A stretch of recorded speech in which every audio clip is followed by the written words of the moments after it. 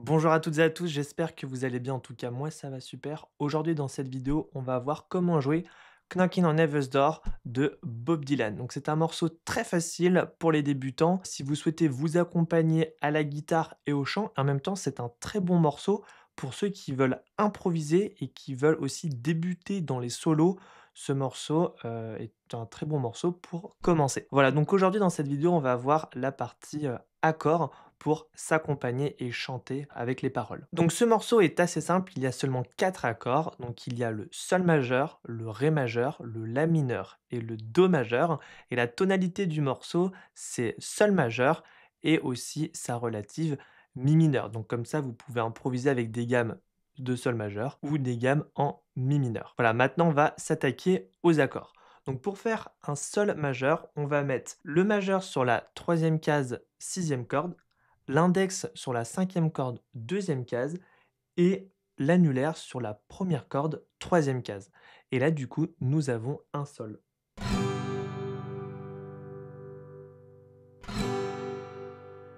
Ensuite, le deuxième accord, c'est un ré majeur. Donc, on va mettre l'index sur la troisième corde, deuxième case, le majeur sur la première corde, deuxième case, et annulaire sur la deuxième corde, troisième case. Et là, on va gratter seulement les 4 premières cordes. Voilà, nous avons un ré majeur. Ensuite, le troisième accord, c'est un la mineur. Donc on va mettre le majeur sur la quatrième corde, deuxième case, l'annulaire juste en dessous sur la troisième corde, deuxième case, et l'index sur la deuxième corde, première case. Et là, au niveau des cordes, on va gratter les 5 premières cordes. Donc si on ne veut pas gratter la grosse corde, la sixième, on peut rajouter notre pouce sur la grosse corde, de quoi étouffer la grosse corde, mais sans appuyer, sinon on va faire une note et c'est pas ce qu'on veut. Donc ça, c'était une petite technique et maintenant on va jouer du coup les 5 cordes. Et ensuite, le quatrième accord, c'est un do majeur. Donc on va mettre l'annulaire sur la cinquième corde, troisième case, le majeur sur la quatrième corde, deuxième case, et index sur la deuxième corde, première case.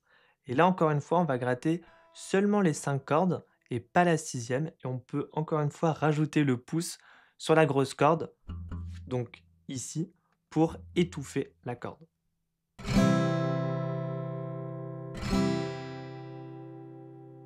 Ensuite, pour la rythmique, c'est pas très compliqué. On va faire un coup vers le bas, un coup vers le bas, encore un coup vers le bas, donc ça fait 3 coups vers le bas.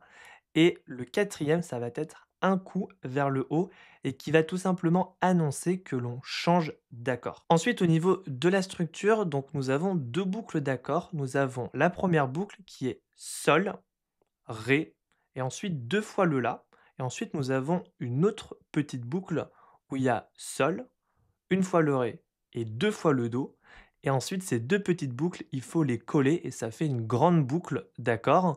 Et c'est cette grande boucle qui se répète tout au long du morceau. Donc au niveau de la rythmique, voici déjà ce que ça donne. Donc bas, bas, bas, haut, bas, bas, bas, haut, bas, bas, bas, haut, bas, bas, bas, haut, bas, bas, bas, haut, bas, bas, bas, haut, bas, bas, bas, haut, bas. Bas, bas, haut.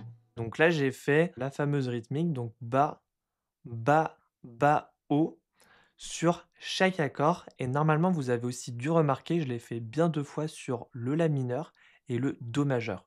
Donc il faut bien penser à faire ces 2 petites boucles et à les coller pour faire la grande boucle. Et d'ailleurs, au niveau des boucles d'accords, par rapport à laquelle commencer, sachez que c'est toujours le la mineur qui est en premier. Donc le morceau commence par la boucle avec le la mineur. Au niveau des refrains, c'est pareil, ça commence avec le la mineur.